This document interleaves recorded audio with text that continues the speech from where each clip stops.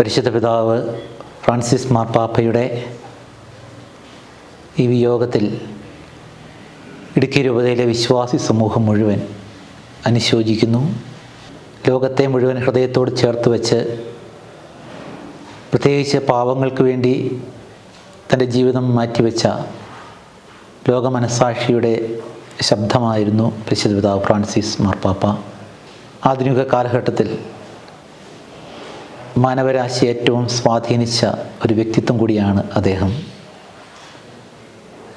അദ്ദേഹത്തിൻ്റെ ആത്മാവിനെ ദൈവകരങ്ങളിൽ നമുക്ക് ഭരമേൽപ്പിക്കാം.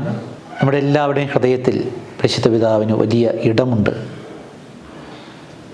ഈ ദിനങ്ങളിൽ പ്രത്യേകമായിട്ട് നമ്മുടെ പ്രാർത്ഥനകളിൽ ഫ്രാൻസിസ് മാർപ്പാപ്പയെ നമുക്ക് അനുസ്മരിക്കാം.